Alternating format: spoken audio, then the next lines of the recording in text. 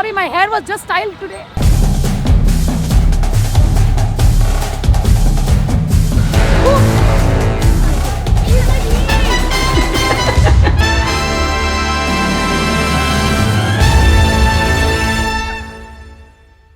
You know, when I look back, I still can't believe I actually did it. I mean, I left behind a 17-year corporate career to start my fashion brand, Miss Momo. A brand, by the way, I had zero formal training in.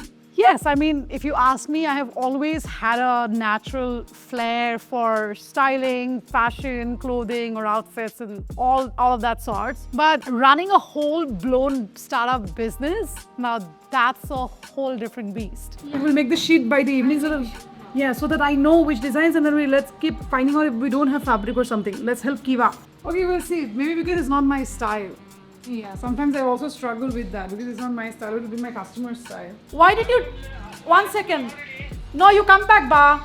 And why didn't you tell this one, Nasi, to the other shop?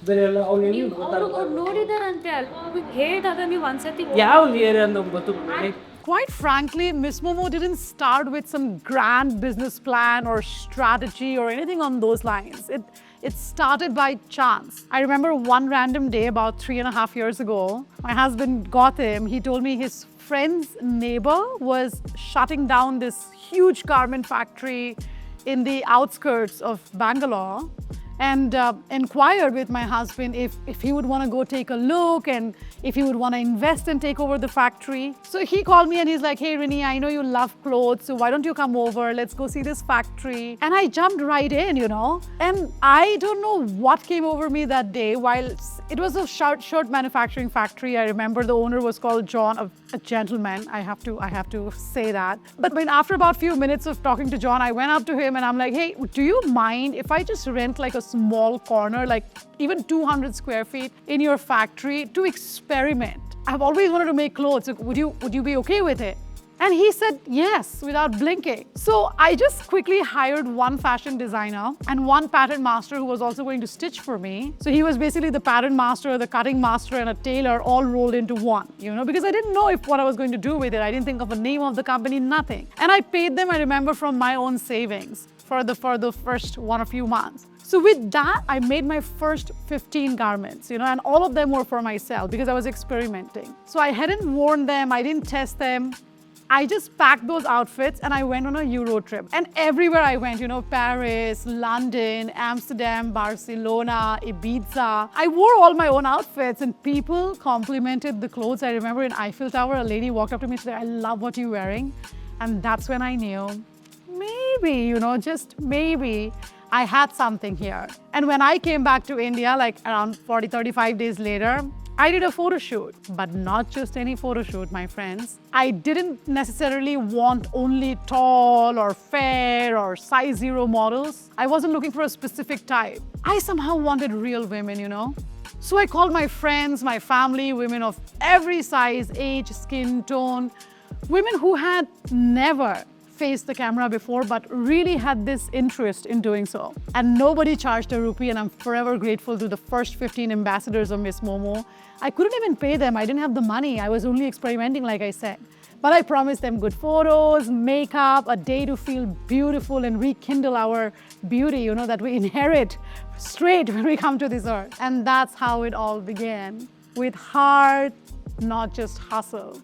You know, but oh my God. And now it's been 3 years, can you believe it? And the mistakes that I've made along the way. I trusted the wrong website team initially. They launched it in a way that was so broken. So I had to take it down immediately on the launch day, imagine. And then I had to wait and spend 5 more months rebuilding my website from the scratch with a brand new team. It was heartbreaking, disappointing, demotivating, all of it. But the show must go on. And then came the whole digital marketing disasters, agencies who made big promises, drained my savings, and delivered nothing. I've seen some great returns on investments in the first few months to 0 sales to fake orders. All of it in this last 2.5 years. I cried, I wanted to quit so many times.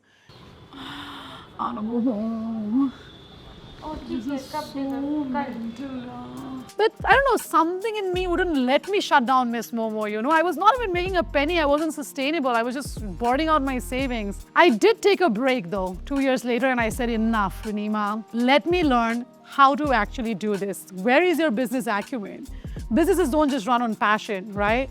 And that's when something interesting came my way, the Stanford Seed program. That's a program that supports early stage, high potential entrepreneurs from developing countries like Bangladesh, Nepal, Pakistan, India, and a few others. And I got into it, luckily, through Fiki Flow. It's actually one of the chapters I'm a part of. Research more about it. It's a 6-month program online, and I studied like a student again.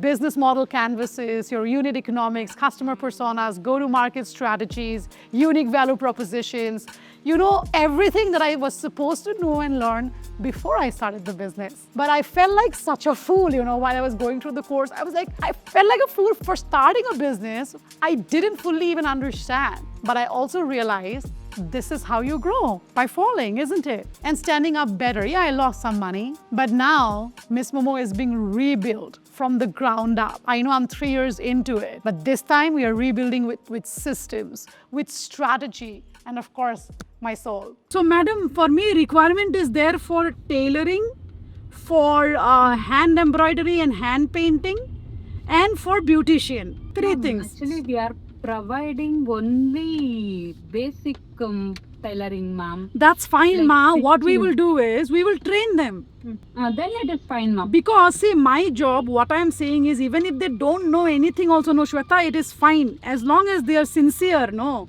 I want to train them, because after training, whether they stay with me or not, it's not important. At least they will have earning. They can do job. I want to help them with the skill. Sure, ma'am. So at least I was thinking 4 to 5 women I will teach embroidery, 5 women I will teach tailoring, and if anyone else is there, 2, 3 I can teach beautician course.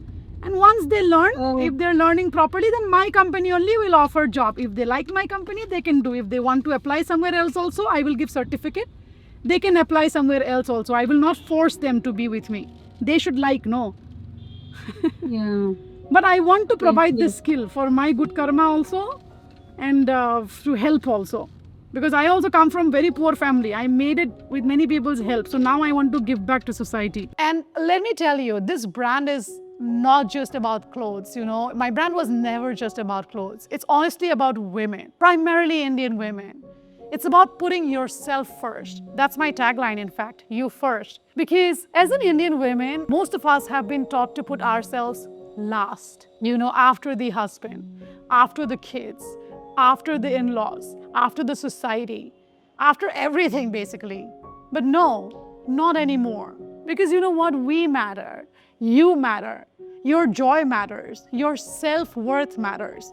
And that's why, if you see, 80% of my team is women. And I wish that could be 100%, but I don't want to look like a man-hater. There has to be some diversity. And that's why I have started training even underprivileged women today, from slums to NGOs in things like embroidery, tailoring, hand painting, beauty courses. You know, empowerment truly, I believe, isn't just about slogans. A lot of people talk about a lot of things. I feel for me, empowerment, it's about giving someone the skill to earn their own income. And to whatever best of my ability I can do, I'm going to do so. And we have only just begun, my friends, and I'm not stopping here. I cannot. So where you're heading is, you know, to find girls, finding underprivileged women, and basically help them with skill development. Now, finding these women have become a challenge. That real no. Of course, I'm from Bangalore. Everybody speaks English here.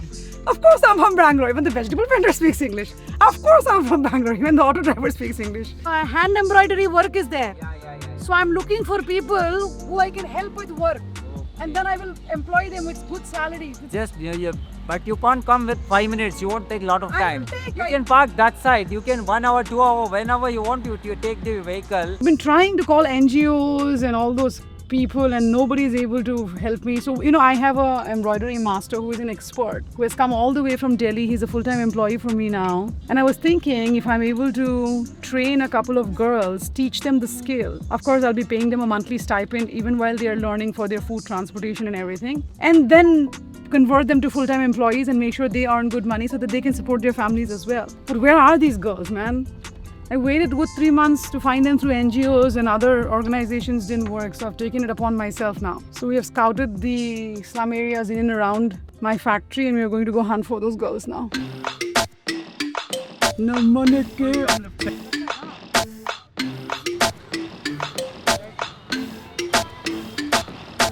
எங்கள் company அனுப்பிச்சுட்டா கூட நாங்கள் training அவங்களுக்கு கொடுக்குறோம். Training கொடுத்து வராங்க. Monthly 7,000 training time pay ಮಾಡ್ತೀನಿ. Once training finished, 15,000, 20,000 monthly salary. Training, Can I use it for some time? Use பண்ணலாம். நீ வரீங்களாப்பா கொஞ்சம் வெயிட் பண்ணுறீங்களா? Guys, I'm sorry, my hair was just styled today.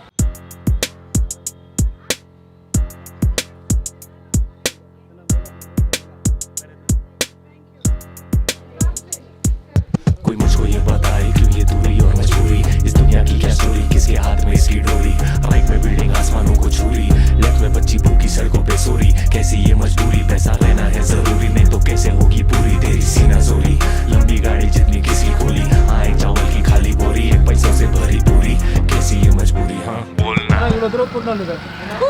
அவங்க அர்த்தம் சொல்லுது. Somebody called us Kala Jamun and went. All of us are in black, coincidentally. Oh yeah. Screamed and went, hey, Kala Jamun. Hand embroidery, we will teach. Where it's located? Here. So you take number, you take, tomorrow you come. happening. Nothing you need. Just come. I'll listen once. You come. देखो तो हम पास लेकिन सोचो कितनी दूरी है, Look like my crop top. कैसी ये मजबूरी है, सोचो कितनी दूरी है. ಹೆಸರು ನೀನ್ ಹೆಸರು ಚೇತನ ರಿನೀಮಾ nice to meet you Chetan अब देखो तो हम पास लेकिन सोचो कितनी दूरी है, अब कैसी ये मजबूरी है, अब सोचो कितनी दूरी है. My God, Shrav, we are privileged people, yeah. Shit. It was a eye-opener. Am I profitable yet? The big question. No, not yet. I'm not even sustainable. But did I give up? Hell no.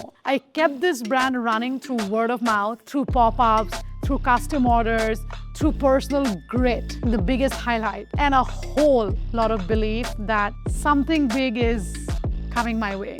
Let's say our way. And now I'm finally ready to revamp and relaunch Miss Momo. You know, the day when we went to the slum, the very next morning at 4 a.m., some guy wore a mask and came and stole all the footwear from all the 4 floors of the building. People leave their footwear outside, you know, a lot of them. So good 50 pairs of footwear were stolen. So I am like, did somebody follow me from the slum? Or so there are also repercussions for doing these sort of things. So I'm going to be a little safe. While I'm doing all of this, I'm also thinking, you know, imagine if a normal, ordinary woman like me, who is as ordinary as it can get, you know, no fancy education, no fancy parenting, no blueprint, nothing, can think so much and contribute towards the development of the country. I imagine people in power, don't they have so much more capacity and like authority to do a lot more, isn't it? Power in India sucks. Majority of them sucks, bro. Until then, this is me documenting the chaos, the comebacks, the clarity. And this is Entrepreneurial Diaries as honestly as I could bring it out. And before I go away, you know, if you have ever wanted to build something from scratch, from the ground up, if you have ever felt like giving up, or if you are just curious, you know, about what really goes on or goes behind the whole glam, this one's for you. Because I tried to keep it as raw and as authentic as possible. On that note, wish me luck and pray for me that I'm able to not just change the way fashion is done in this country and globally one day. I'm able to instill confidence in every single woman who shied away from it because I have lived through that adversity. I know how hard it is to break through, but I'm here to hold your hand and take you till the end of that road. Thank you very much for being a part of Entrepreneurial Diaries. This is Rinima Bora Agarwal, founder of Miss Momo, and I'll see you again soon on another one. Until then, keep laughing, keep putting yourself first, because it's not selfish, it's essential. I love you, ladies. Bye-bye. And don't forget to like, subscribe, comment, and share, okay? Because if you don't do that, how do I keep coming back and make these fun videos, you tell me? Ta-da! Bye!